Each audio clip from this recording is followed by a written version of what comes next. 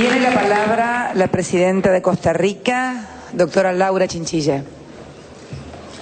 Muchas gracias, señora presidenta, a usted, al pueblo argentino, por su hospitalidad, majestad, señores, señoras jefas de Estado y de delegación. En América Latina, desde los albores de nuestra vida independiente y en algunos casos desde antes, existía una gran inquietud por los temas educativos. El turbulento siglo XIX vio a nuestros países llenarse de escuelas y atribuir un lugar de honor a quienes se dedicaban a la labor docente. La educación, en la perspectiva de aquellos tiempos, era la vía para la luz, para la razón, para el progreso. Pero quienes sucedieron a nuestros próceres vieron más allá y comprendieron que además la educación de los pueblos era la única vía segura para consolidar su independencia y sobre todo su libertad. Por eso, desde fecha muy temprana, se procuró en muchos países que la educación no se limitara a la instrucción académica formal, sino que inculcara en la niñez y la adolescencia arraigados valores de patriotismo, de democracia, de solidaridad, de amor a la libertad y de respeto a los derechos humanos. De estos valores esenciales para la buena convivencia, transmitidos mediante la educación, de la forma que se viven en mi país y de los desafíos futuros, se trata mi intervención ante este honorable plenario.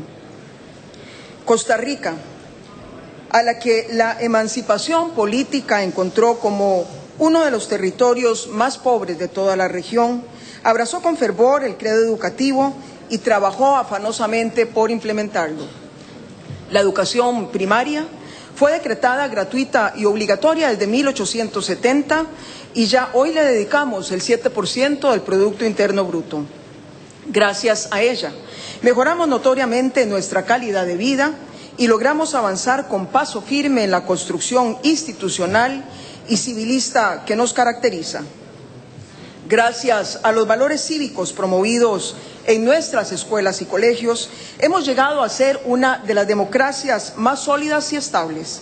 Gracias a las nociones de solidaridad y de previsión que transmiten nuestros maestros, nos convertimos en uno de los países que más protege el medio ambiente. Gracias al conocimiento que se adquiere en nuestras aulas, transitamos con éxito hacia la sociedad del conocimiento y de la innovación, lo que nos coloca como el principal exportador de tecnología de la América Latina. Paradójicamente, dos de esos grandes logros de nuestro sistema educativo, la vocación de paz y el amor a la naturaleza, se enfrentan hoy a graves amenazas llegadas desde el exterior. La educación en Costa Rica se convirtió en terreno generosamente abonado para que germinara una arraigada cultura de paz y de respeto a la institucionalidad. Este proceso ha estado jalonado por avances tan relevantes como la abolición constitucional del ejército desde hace más de 60 años, el establecimiento de la Universidad para la Paz de las Naciones Unidas y de la Corte Interamericana de Derechos Humanos, la proclamación de la neutralidad perpetua como pilar de nuestra política internacional y hasta un Premio Nobel de la Paz, el reconocimiento a las gestiones de Costa Rica por la pacificación de Centroamérica. A pesar de que no somos generadores de conflictos bélicos ni participamos de ello, a pesar de que no amenazamos a nadie, sino que acogemos a hermanas y hermanos de otras naciones de Iberoamérica que han huido de fieras dictaduras, Costa Rica sufre desde hace más de un mes la ocupación militar de una parte de su territorio por parte del ejército nicaragüense. Ante esta situación, nuestros únicos instrumentos de defensa han sido el diálogo y el derecho internacional. Al diálogo acudimos tempranamente sin resultados. Esperamos que estos lleguen de la mano de las instituciones internacionales.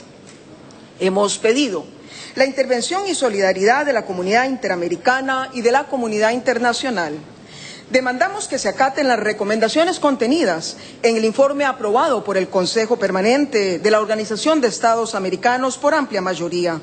En él se aboga por el diálogo entre ambas partes y que a la vez se respete el despeje militar y policial del territorio en el que se concentra el conflicto. Pero esta afrenta a nuestra soberanía ha sido por partida doble. Así como la educación ha sembrado en mi pueblo la vocación de paz, asimismo ha cultivado el amor por el medio ambiente. Educamos a nuestros jóvenes, a nuestras jóvenes generaciones sobre el deber de preservar el ambiente para su propio bienestar y el de quienes nos sucedan en el porvenir. Más del 25% de nuestro territorio está formado por áreas protegidas. Venimos recuperando exitosamente cobertura forestal y trabajamos para asegurar que nuestro desarrollo se efectúe de modo sustentable y que podamos convertirnos en una de las primeras naciones carbono neutral.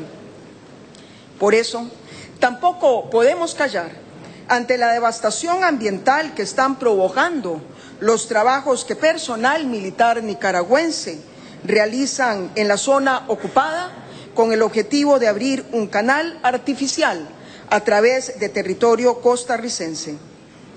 Con estos trabajos se están talando nuestros bosques, drenando nuestros humedales y se provocará un gravísimo daño a los ecosistemas y biodiversidad de la zona. Es ni más ni menos un ecocidio que estamos denunciando ante los organismos ambientales internacionales.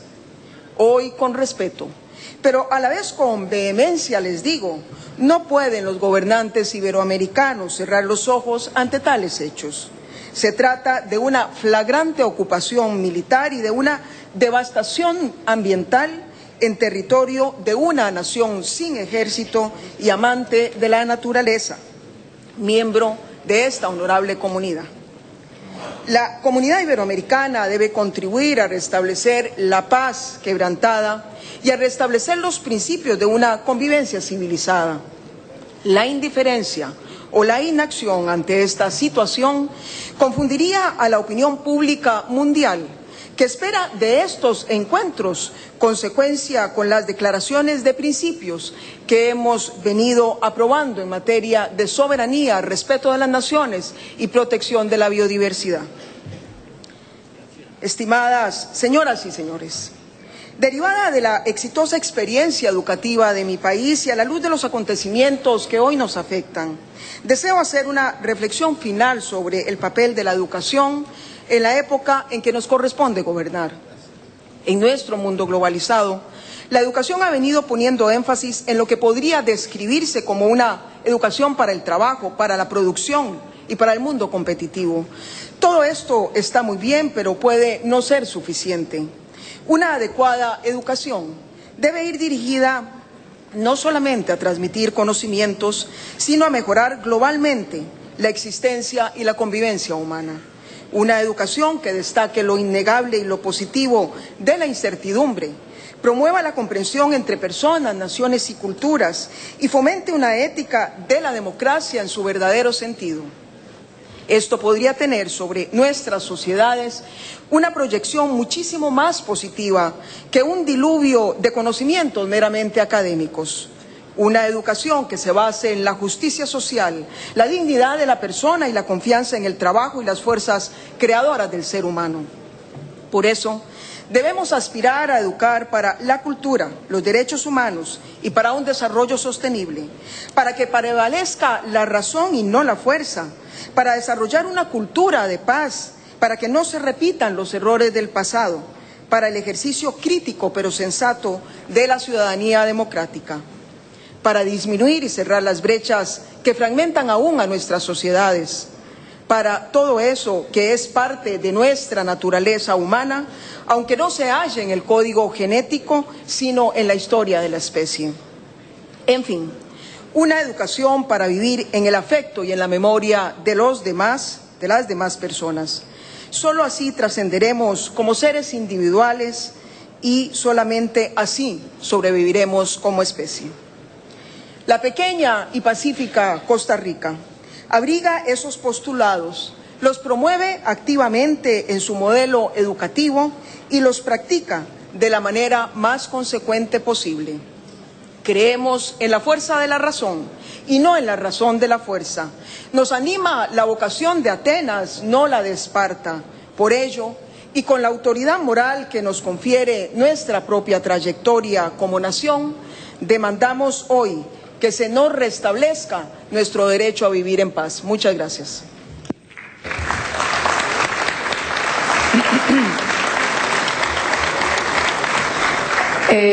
Quiero informarle que tenemos como oradores solicitados a los señores presidentes de Guatemala, al jefe de la delegación de Cuba, al presidente de Ecuador, Andorra, El Salvador, Su Majestad, el primer ministro de Portugal. Que tenemos el almuerzo a la 1 y que sería bueno que cada uno utilizara no más allá de 3 o 4 minutos en sus intervenciones, porque les recuerdo que durante el almuerzo vamos a poder seguir hablando y compartiendo distintos puntos de vista. Así que, por favor, les pido que no más allá de 3 minutos cada una de las intervenciones, y porque además quiero homenajear al presidente Lula antes del almuerzo. Así que muchas gracias. Tiene la palabra el señor presidente Álvaro Colom de Guatemala. Muy buenos días a todos y todas, señora presidenta, Su Majestad, compañeros, jefes de Estado y jefas de Estado. La educación para la inclusión social es uno de los retos más grandes de Iberoamérica. Con Cristina compartimos la Cumbre Iberoamericana de Santiago de Chile cuando éramos electos, todavía no habíamos tomado posesión. Y de Chile llevamos a Guatemala el concepto de cohesión social. Hoy podemos decir que ese concepto fue vigorosamente poderoso para transformar la educación en Guatemala, y en tan solo 35 meses de gobierno hemos aumentado el 38.78% la inversión en salud y educación. Le devolvimos al pueblo de Guatemala su derecho a la salud y la educación gratuita. Y hoy, con muchísima satisfacción, vemos un diversificado aumentado del 138% a partir del 2008, un ciclo básico de 113% aumentado, una primaria bilingüe maya-español aumentada en 31% y una preprimaria en 19%. Y quiero saludar a Lula. No me despido de Lula porque va a estar siempre con nosotros, pero en el corazón de 700.000 madres está Bolsa Familia, que allá se llama Mi Familia Progresa, que por la ayuda de México y de Brasil y Colombia pudimos establecer en los primeros 60 días de gobierno un vigoroso programa de transferencias familiares. También le van a recordar los 270.000 jóvenes que disfrutan de sus escuelas abiertas todos los fines de semana. Así que Lula estará en el corazón de los guatemaltecos por siempre. Así que no me despido, Lula, solo te digo, vas a estar siempre con nosotros. También quisiera hacer referencia a que vamos avanzando en el cumplimiento de las metas del milenio, que necesitamos esta unidad iberoamericana tanto para preservar y fortalecer nuestra democracia como el medio ambiente, y que son estas cumbres poderosas. En el caso de Guatemala ha sido poderoso, y quisiera rendir homenaje a todos aquellos como Néstor, que han sido guías. El día de hoy es el 10E en el calendario maya, es el día del liderazgo, es el día del camino al destino de los pueblos, y hoy es un gran día maya para que todos en unidad podamos ver esa luz, que estoy seguro que parte importante de esa luz es la memoria y el recuerdo de Néstor. Quisiera referirme un momento a la cooperación sur-sur, y quiero poner de ejemplo a mi querida Guatemala. 109 días de emergencia por lluvias es el periodo más largo que ha tenido nuestro país de emergencia. Y quiero agradecer y aprovechar este foro para agradecer a todos los países de Iberoamérica que fueron tan solidarios y que cada uno puso lo que podía poner. Unos pusieron helicópteros, otros pusieron puentes, otros pusieron alimentos, pero sobre todo el aliento que le dieron a nuestro pueblo con esa solidaridad realmente total. Y mi querido amigo Felipe, allá los viejitos mayas, los abuelos mayas dicen que Dios nos dio el don del perdón y del olvido al ser humano, pero no se lo dio a la naturaleza. La naturaleza cobra las facturas, es implacable. A veces las cobra donde no tenemos la deuda, pero creo que esa cumbre de la semana entrante, esa reunión de la semana entrante es importantísima. Sabes que te vamos a estar ahí contigo. Y quisiera referirme a la cláusula democrática de esta cumbre iberoamericana. Por mucho que avancemos en educación, en salud, en justicia, en seguridad, si no avanzamos y construimos democracias más fuertes, todos los esfuerzos que hagamos pueden ser que se vengan para atrás. El Triángulo Norte de Centroamérica ha estado permanentemente amenazado de debilitar nuestros sistemas democráticos, de golpear a los cambios que estamos haciendo en salud y educación. El presidente Funes y su servidor hemos platicado muchísimo de estas ondas de inestabilidad. Avanzar en lo social siempre es una amenaza para los grupos radicales de nuestros países. Todavía hay reminiscencias de un pasado que no queremos volver, y estoy seguro que esta cláusula democrática iberoamericana nos alienta, nos oxigena y nos fortalece a aquellos países que todavía nos sentimos amenazados en nuestro sistema democrático por pensamientos totalmente obsoletos y fuera de contexto. Y termino, Presidenta Cristina, agradeciéndote la organización de esta cumbre, ese calor y amor argentino que hemos sentido este día tan lindo que amaneció el día de hoy, y que sea una bendición para tu pueblo y tu gobierno, y a la memoria de Néstor. Muchas gracias. Gracias, presidente. Tiene la palabra Cuba.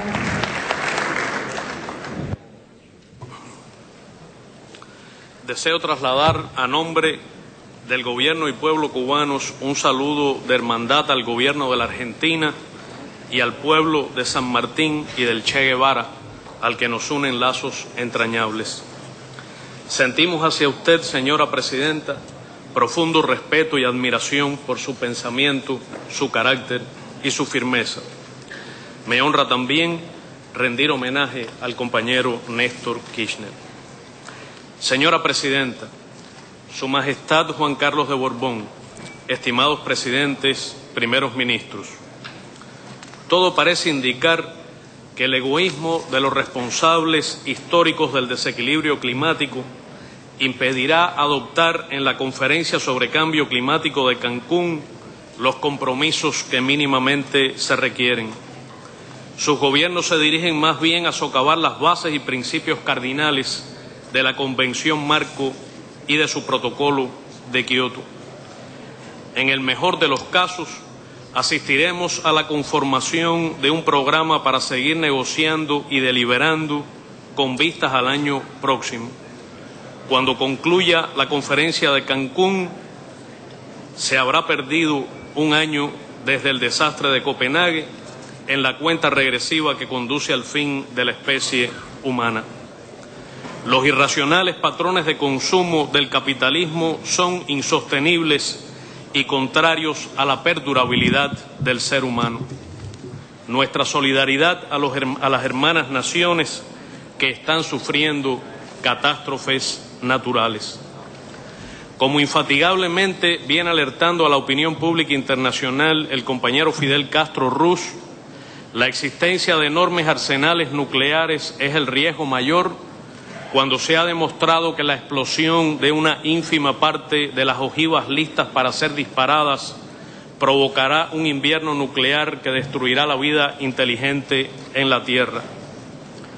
La educación sería bien incompleta si no se ilustra a los niños, jóvenes y adultos y se forma conciencia de que la solución urgente es el desarme general y completo, incluido el desarme nuclear, en vez del concepto políticamente amañado de la no proliferación de dichas armas. Habría que advertirles sobre las políticas que se basan en las guerras de conquista de recursos como el petróleo y en la amenaza del voraz complejo militar industrial dedicado a producir guerras. Los políticos y los grandes intereses a los que habitualmente ellos sirven, los medios de comunicación y sus poderosos dueños tendrían que ser primero, y si fuera posible, educados ellos mismos en el respeto a la verdad y al libre flujo de la información objetiva para que contribuyan a la educación de los demás y a la calidad de la enseñanza en vez de a la creación de codiciosos y embrutecedores reflejos condicionados. Esta reunión tiene lugar horas después de las últimas y escandalosas revelaciones de documentos secretos norteamericanos a través de Wikileaks, muchos muy recientes que desnudan la diplomacia imperial, llenos de arrogancia, de sus juicios sobre nuestras naciones y nuestros líderes, de su desdén por el derecho internacional, de su cinismo e hipocresía, donde se transparentan sus verdaderas intenciones, se confunde a la diplomacia con las operaciones de inteligencia y de subversión y a la influencia política con la burda intervención en nuestros asuntos internos.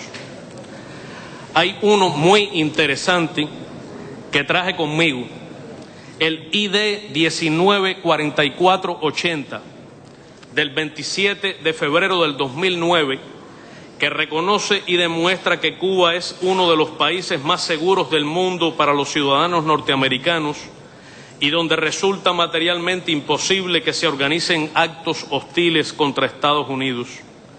Es curiosamente un documento del mismo gobierno que incluye a Cuba en la espuria lista de estados patrocinadores del terrorismo internacional, mientras protege al terrorista Posada Carriles y encarcela a nuestros 5 jóvenes luchadores antiterroristas. Este otro papel demuestra el interés y la acción pertinaz de ese país en obstaculizar la cooperación médica internacional cubana. Y hay muchos más. Aunque falten datos sobre los siempre oscuros vericuetos de la política doméstica norteamericana, quizás relacionados con este hecho, han de quedar pocos ingenuos en este mundo que no hayan entendido que detrás de las sonrisas y palabras amables del actual presidente de los Estados Unidos no ha habido ningún cambio real de política ni de ética, ni ha ocurrido ningún nuevo comienzo. Señora Presidenta, hay que educar en la verdad. La historia de nuestra América ha de ser enseñada como fue, con la madurez a que induce el transcurso del tiempo, pero sin adulteración ni engaño. No hay razones para justificar que en nuestra región existan cientos de millones de niños fuera de la escuela y de analfabetos. Sin embargo, en años recientes, como resultado de la firme voluntad de sus gobiernos y de la cooperación regional, Venezuela, Bolivia, Nicaragua y Ecuador han erradicado el analfabetismo. El gobierno del presidente Lula ha alcanzado también significativos progresos en sus políticas sociales. Es necesario denunciar que el robo de cerebros y el drenaje inescrupuloso de recursos humanos, en contraste con las brutales políticas antiinmigrantes del mundo industrializado, es una forma de saqueo cada vez más difundida. No hay en realidad verdadero ejercicio de los derechos políticos sin educación y sin conocimiento. Sin acceso a la tecnología y a la ciencia, se coarta el progreso cultural y se compromete el desarrollo.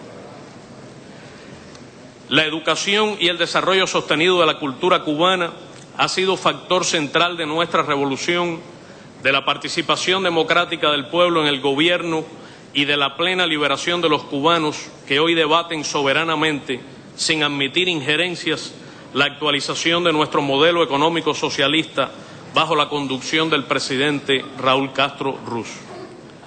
Hoy estudian en Cuba 27.000 estudiantes de 126 países y más de 30.000 lo hacen con profesores cubanos en sus propios territorios. Hemos cumplido el propósito de preparar en una década 100.000 médicos latinoamericanos y caribeños y se han graduado en Cuba 31.000 universitarios de 135 países. No hay que hablar de Cuba criminalmente bloqueada, sino para argumentar que sí se puede. Sin embargo, sí hay que hablar de Haití, que sufre. Llamo a la comunidad iberoamericana a expresar su solidaridad.